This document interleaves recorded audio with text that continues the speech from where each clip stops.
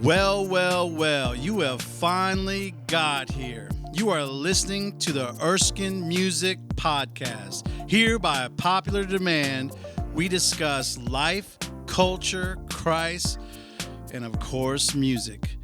These half-hour broadcasts are perfect for a commute, coffee time, chat, or any other gap in your schedule where you want to put great content.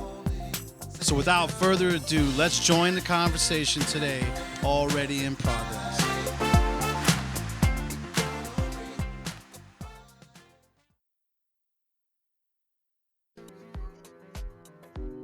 Doom, doom, doom, doom.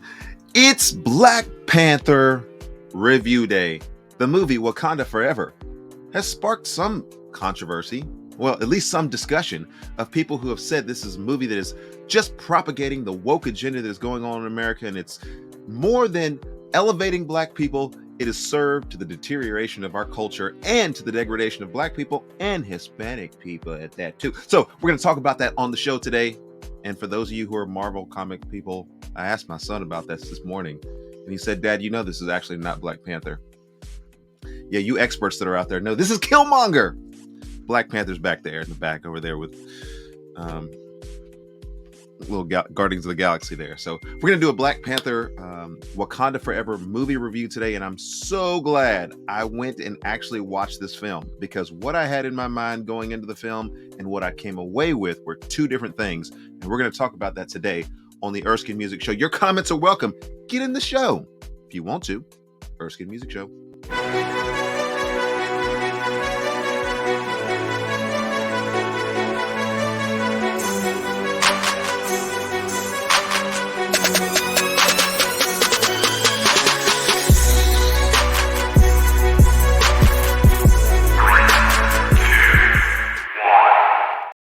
All right, so we're here doing the Black Panther review today, but you know, we got standards here. We've got a form of the show that we like to do.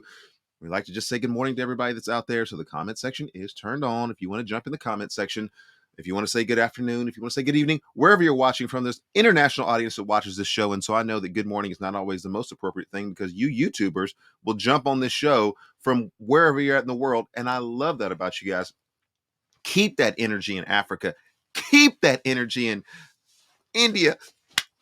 Keep that energy, baby, when it comes to Australia and what you guys are doing out there.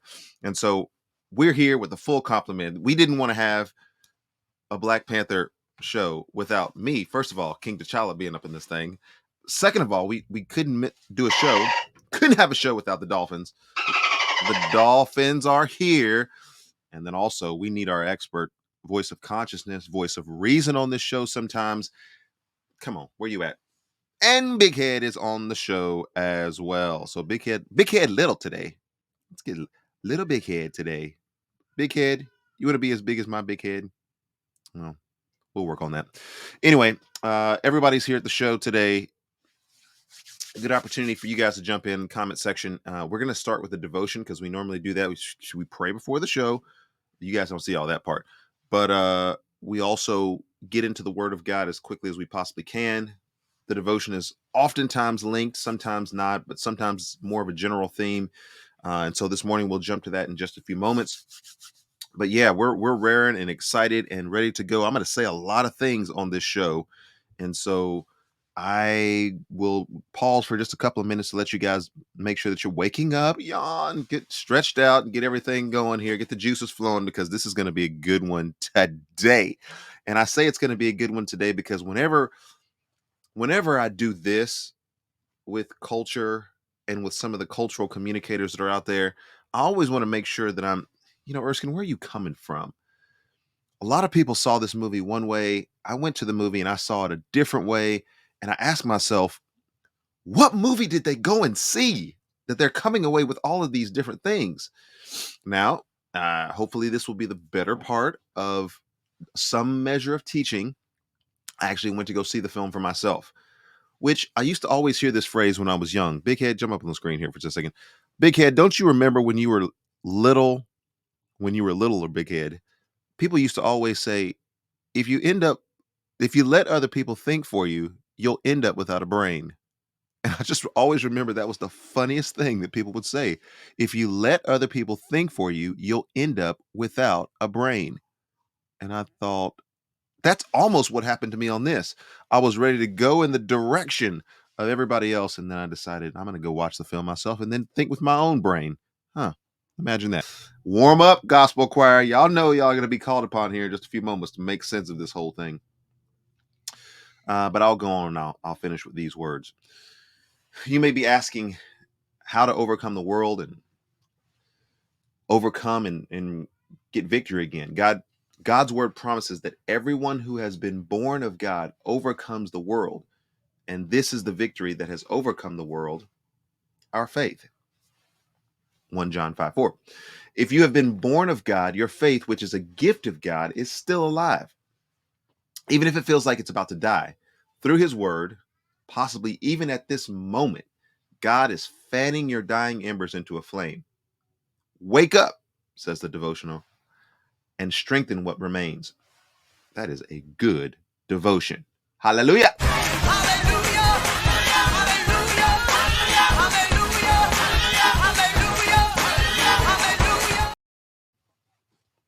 That was a good devotion for today. Here's the official trailer for Wakanda Forever. Get in there.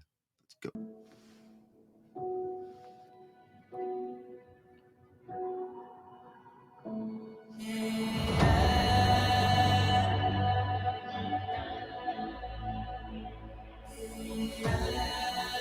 Only the most broken people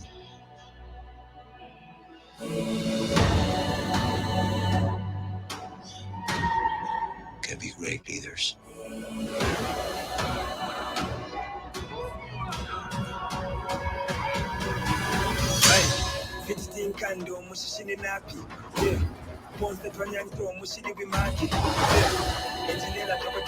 His people did not call him general or king. They called him Kukulkan, the feather serpent god. Killing him will risk eternal war. He's coming for the surface world.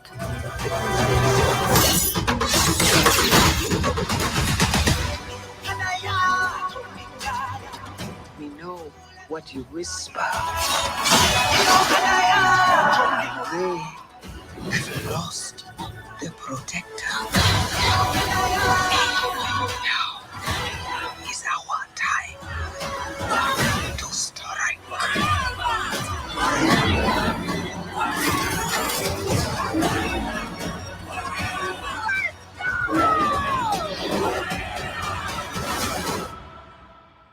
Show them who we are.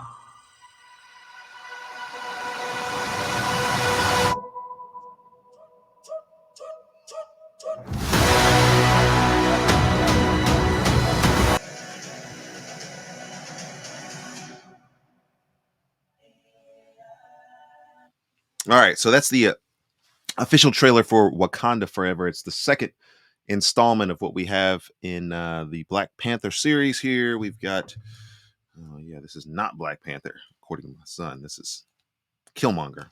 All right, but it looks like Black Panther, doesn't it? Come on.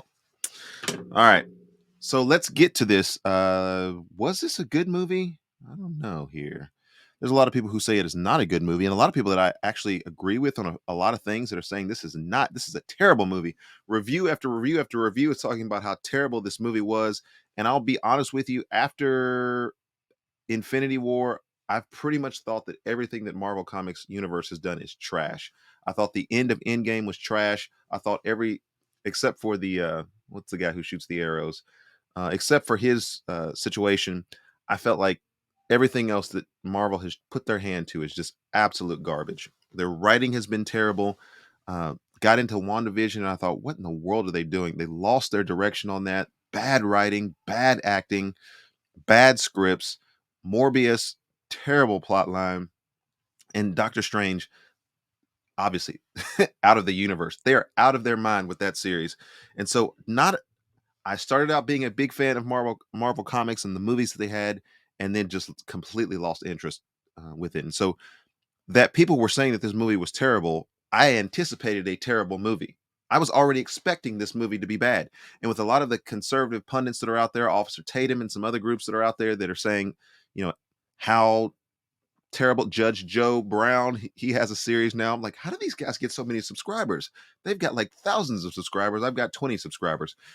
Maybe it's because I'm doing things like I'm doing today, disagreeing with the people who that are popular with the masses. But anyway, they're all coming out and saying this is a terrible movie. And I was ready to throw some of their clips up there and just say, hey, look at what people are saying about this movie. Don't go see the movie. But I thought the better part of the journalist in me, at least somebody who wants to get facts right, should probably go and see the movie before I do a movie review on it. That's a novel idea. The Dolphins even agree with that. All right. So I went and did that. And I was actually surprised by what it was that I saw. Let me give you one more clip that is just kind of shows the level of dissent. And this is pretty funny. I like this young lady. I completely disagree with her, but with all the people that I've mentioned, whether it be Judge Joe Brown or what's her name, Courtney, Courtney something. You guys are welcome to come on the Erskin Music Show, and we can talk this one out. I would love to have you guys show up on the show. But let me show you. This is a viral video in relationship, and it's actually quite funny. She's got a charming personality, and I can see why this video went viral. I just think that it's a little nutty. All right. I can hear the voice of Big Head saying, "You don't ever call a black woman crazy." All right. Well, that certainly gives a sense of why people enjoy this show. Very engaging, very heartfelt. We will return to the conversation in a few moments, but first, let's thank our sponsors and you for all your awesome support. Moody Radio's Dawn and Steve Morning Show, Life Action Ministries, Fellowship of Christian Athletes, and Holt International. Thanks so much to our partners who make such a difference. All right, let's get back to the show. This is where it gets good. Not going to do that, but I am going to show this video because it is hilarious. And I'm going to stop a little bit in here. So I just left Wakanda forever, and Courtney Michelle. I'm pissed. I am pissed because if pushing an agenda was... And her hair looks great, by the way. My daughter just got her hair done like that. It took about 6 or 7 hours for it to get like that. And it's a really expensive process. And so I'm more sensitive than I've ever been to black women's hair, because now that my daughter is 14 years old and this is starting to be the constancy of our lives, I'd never paid attention to this before. Never paid attention to my mom. But now that I have a daughter, her hair looks great, by the way. As a movie, this would be in the forefront of that. This was Woman King on steroids. If you think that I'm gonna believe 100-pound black woman soaking wet is just an almighty warrior and can just body dudes like it's no tomorrow, come on. All right. So I was already prepped to see little tiny women beating up big men in this movie. I'm going to say a little bit about that when we get to my review of this, but I was already primed because I'd seen this video before to think, oh, here we go again. It's the whole narrative of women are superior to men and men just need to go sit down and men are just weak in our culture and the women are really the strong ones. And it doesn't matter that they're tiny, they're mighty and they're stronger than we are. They're smarter than we are. I don't even know why they have men in our culture, because the women are better at everything. I was already ready and prepped up to see that sort of thing, but let's listen to some more. Like, instead of Wakanda, it should have been called Where Are the Men? Because they... She should have consulted me on that. We could have came up with a better phrase, but that is funny that she was trying to communicate that. I put Wakanda. If she would have said that, the internet would have broke. It was not there. They were not present. And the ones that was there was weak. But all the women that was in the movie was just brolic, built, strong Hercules. What is this saying to us? Perpetuating the idea of the strong black woman and a subservient black effeminate man. I just think it's disgusting. I'm completely upset by the movie. And I wonder, is she really upset? Did she just do this when she got out of the film?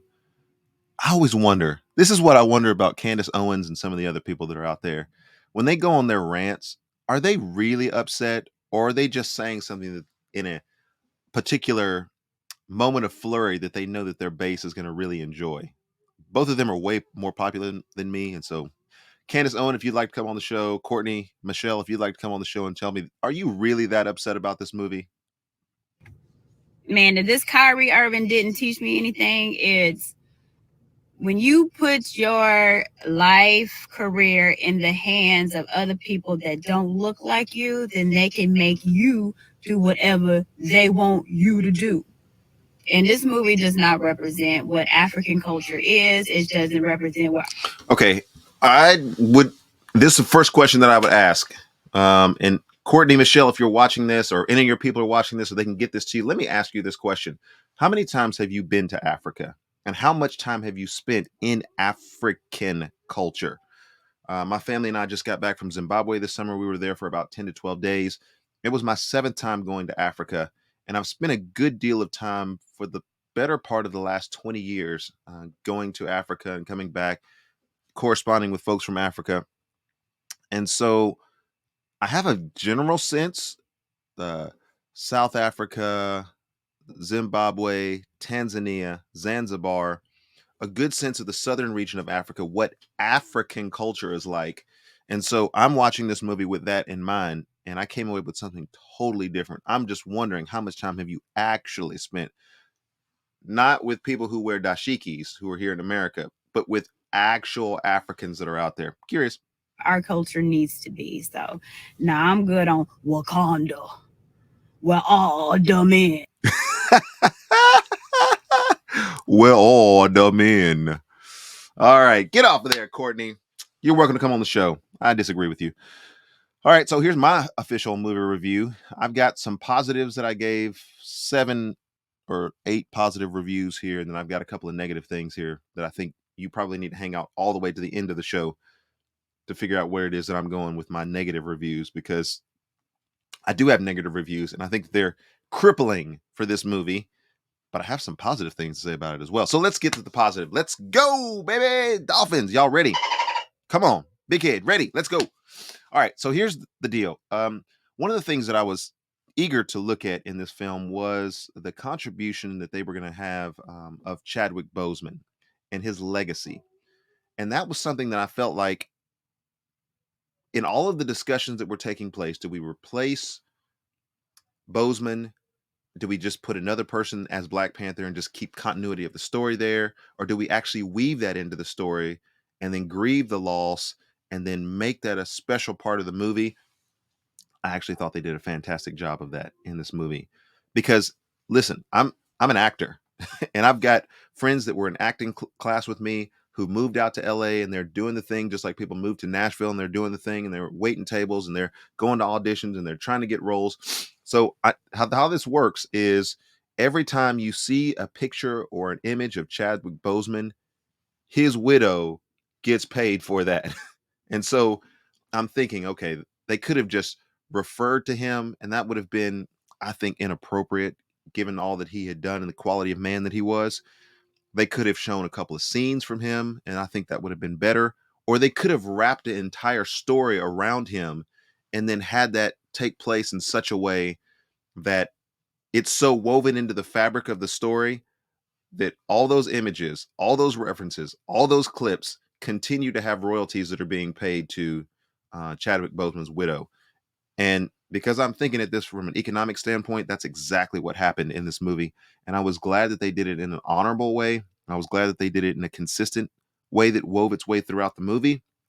I was glad that they did it in a way that actually grieved kind of these simultaneous threads that were going on here. And I thought it was creative script writing, where you have in culture people grieving his loss, untimely death, so to speak. And then you have in the movie people grieving his loss, untimely death. All right, couple comments that are here. All right, in relationship to, and I'm sorry I haven't been good to the comment section here. And each country in Africa has its own culture. That is true. However,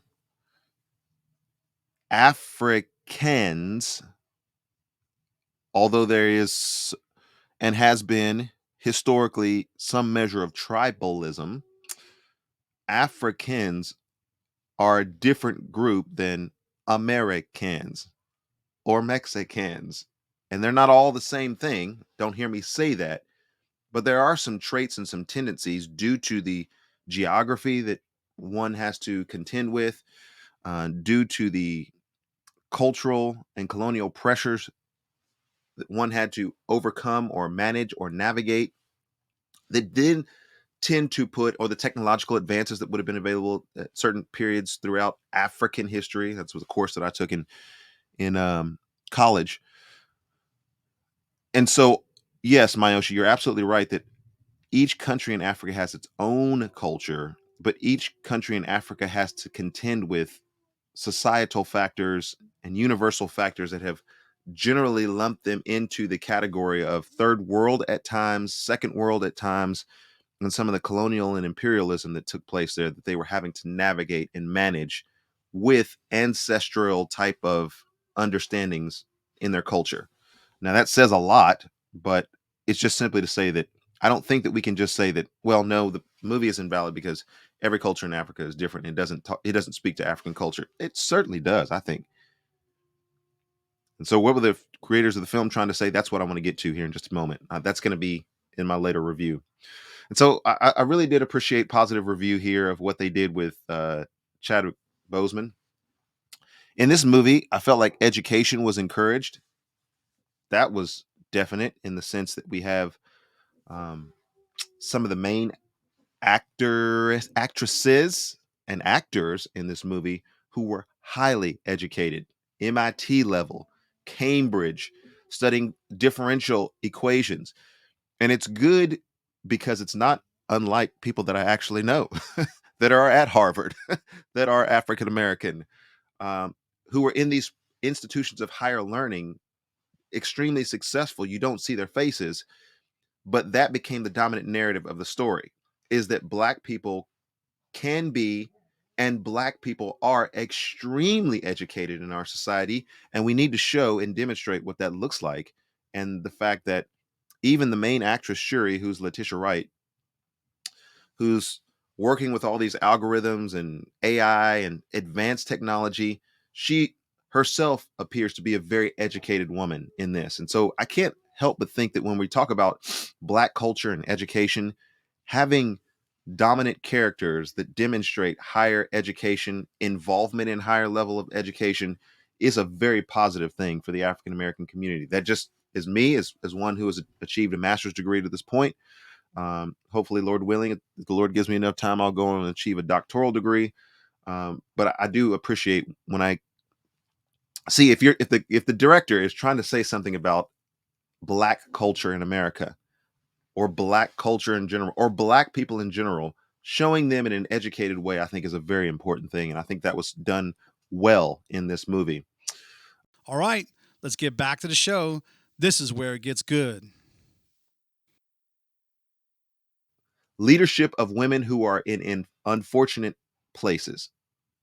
Now, before you jump to the negative side of this and say, here's a group of women who are dominant and start attaching all of these different agenda items to it, listen to what it is that I have to say here, because this kind of hits close to home. My mom was a single mother who was raising me at a time that was not it was not the best of times, but I know that she did the best that she could.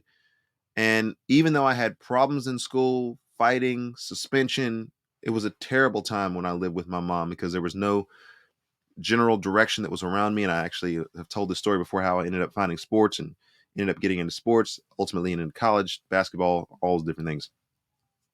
I know that there's a lot of Black women, other women who are out there who are trying to raise their kids the best that they can as a single mother.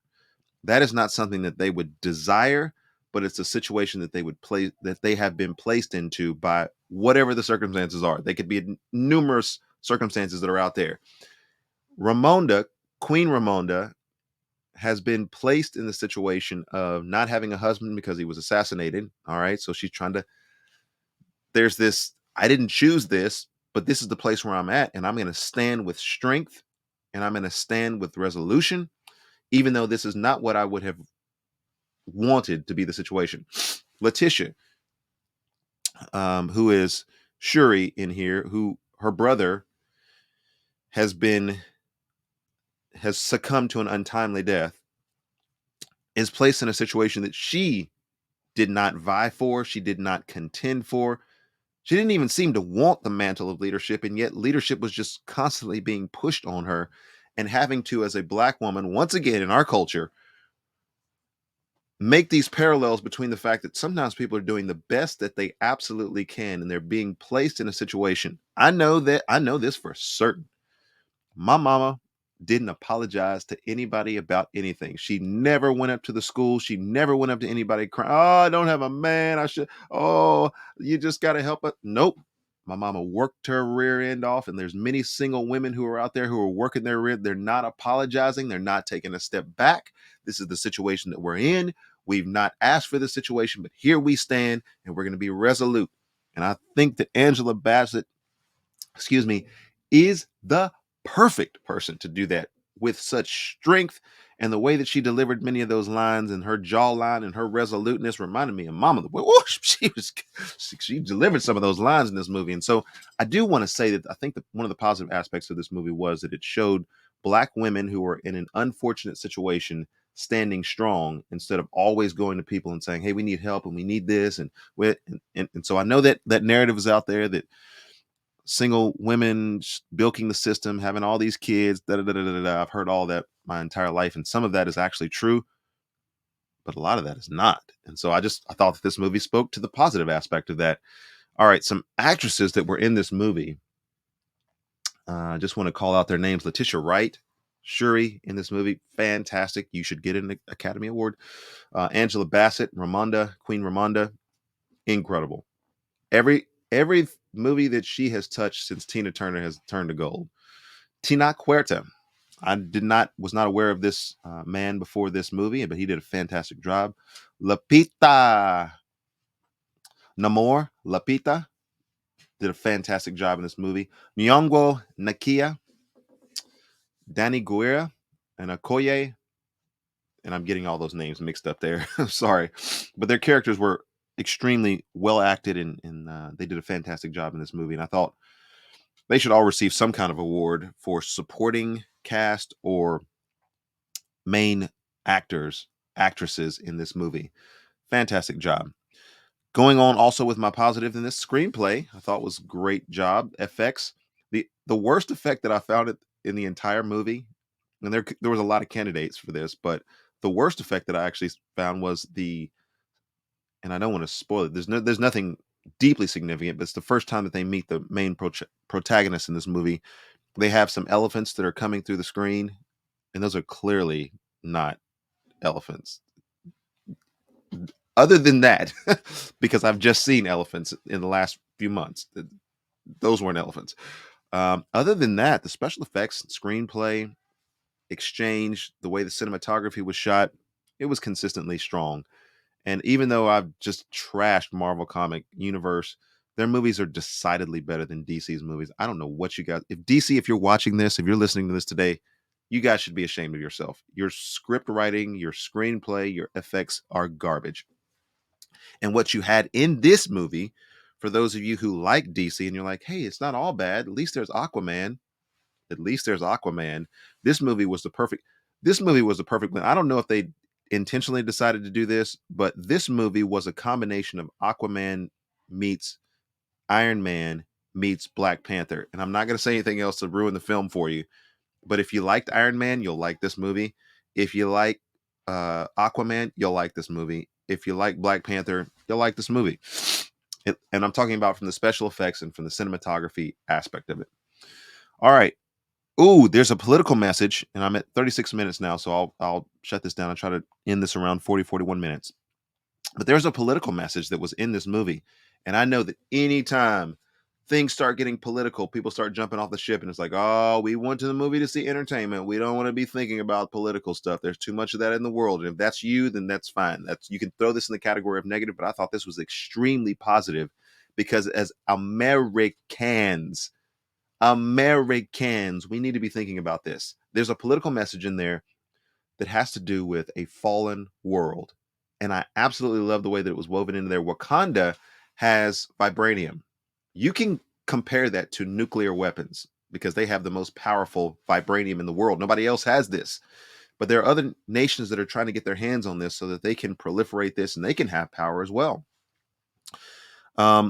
If America has nuclear weapons, other countries don't have nuclear weapons, but they want nuclear weapons. How are they going to, when they get those nuclear weapons, use those things? Will they use those things in a responsible manner? Will they use those things to try to take down America? That's what we fear. That's what we talk about politically all the time. Nuclear proliferation and what our foreign policy should be and how we should address Iran, how we should address other nations, China, Soviet Union, South Korea, who have weapons of mass destruction, and whether or not we can coexist in a world that is fallen. We need to put some safeguards up. We need to have barriers there. We need to, in a fallen world, if we have this much power and potential to destroy our world, put those in the hands of safe people, or recognize that none of us is safe people and begin to detract this away from the discussion so that we are not talking about nuclear weapons. Those are all been discussions that have been woven into the fabric of American history. Just study American history. Those are political discussions, isolationism, all of those different cultural and world history things woven into this storyline that is something that as Americans we should be talking about. We should be electing leaders who have a sensible way of addressing foreign policy. Now, when I run for president of the United States, I will help us work through some of these things, but I thought that was woven into the movie in a way that causes us to think about, what does it mean to live in a fallen world? We can all say, you know what, the world is getting better and better and more technology and it's making people good and we're giving more money to the poor. But you know that if North Korea had as many nuclear weapons as we did, they would want to blow us off the face of the planet. Iran, blow us off the face of the planet. China, Russia. And so because we live in a fallen world and because we don't all have the same good altruistic motives out there, we need to be thinking about these things. And I thought they wove that into the story. If you don't like that in your storyline, throw that in the category of negative. But I really did appreciate the fact that we need to be thinking about these things. I took that as a positive. All right, let's go to the last thing that I put in my positive category. I thought that it was honoring. I disagreed with the young lady related to the African culture. I thought that there was a great deal of honor in the way that some of the scenery was portrayed. I thought that although in many of the places that I've been in Africa, there's absolute destitute, impoverishment, I thought that it took the beautiful aspects of African culture and it elevated those things and put color to those things. You know, I heard somebody reviewing this film and they were saying, how is the most technological country in the world that has all this technology? They're still in markets and they're still doing these different things and they're still having to cook their fish, and it's just absolutely nonsense. And I'm thinking, well, there's a part of the African culture that is subsistence living, but not all subsistence living is bad, in the sense that those people are living a pretty quiet and pretty eventful life. They have the markets that they go to. They have some sense of trade. They have some sense of mercantilism, and they're living their lives. They're not worried about the internet. They're not worried about the stock market. They're not worried about Bitcoin. They're not worried about all these different first world problems that we have. They're living their life, and it is in many, many ways I have seen to be extremely beautiful culture. And I thought that in honor, the screenwriting and the way that it was viewed in this movie was actually a positive. All right, let's get to some negatives. And these negatives, I'm already at 41 minutes, and so I have to go quickly on these negatives. These negatives they're pretty significant. And so even though I'm not going to spend as much time on the negatives, I just wanted to mention 3 negatives that I thought, if you're like me, this could be non-starters, but nobody's talking about these. These are the atomic things in this movie that I thought this absolutely craters the movie. But I'm the only one, it seems, that is talking about these things.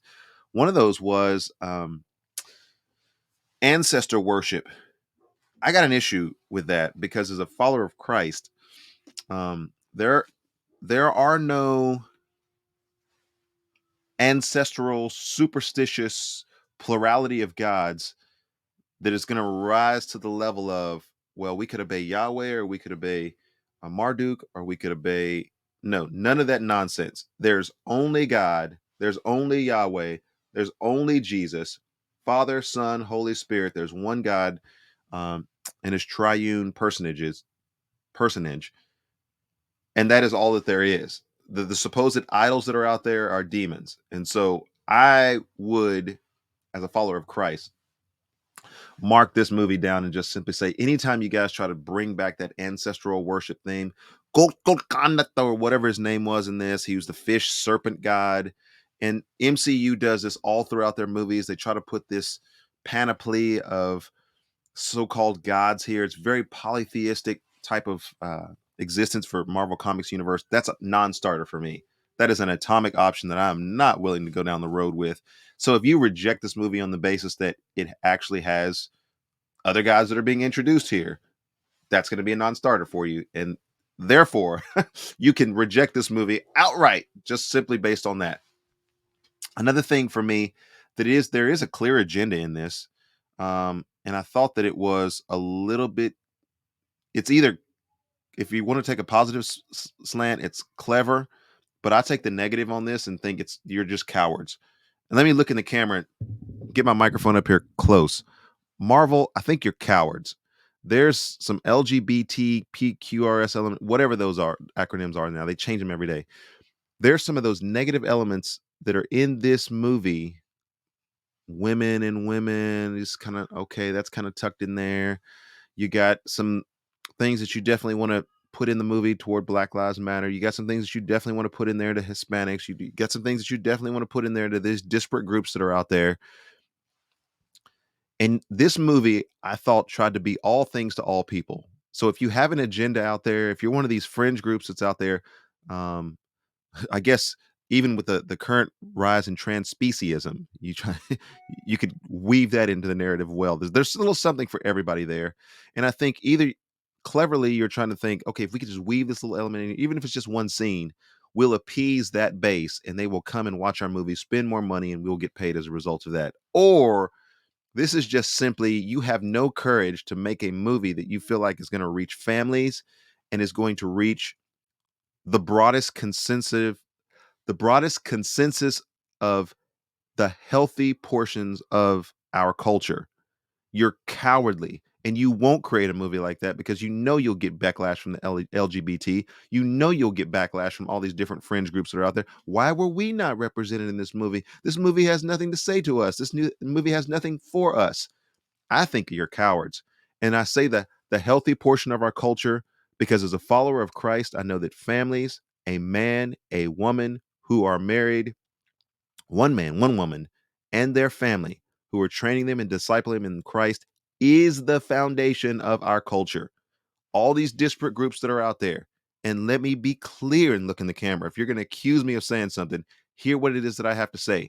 In America, you have the right to live in such a way that it does not harm other people, but you do not have the right to tell me that in the Bible, God doesn't create man and woman in his image for us to flourish and brings the two of them together and they're fruitful and multiplying families that create families that create families in culture. So although you can do what you want to do, the strength of a culture and the strength of a nation comes from what God describes here in his word. And so you will not make a movie, Marvel Comic Universe, that will not offend all of these other groups that are out there because you're cowards. I think that's negative. I'm not gonna spend a lot of time on that, but I think that's negative. And then last thing, I'm not gonna do a spoiler here because I said I'm trying not to do any spoilers. Dolphins. All right. So there are some storyline issues at the end of the movie. You got to watch the extended trailer after the credits that are speaking to potentially a third movie. Let me go ahead and say that.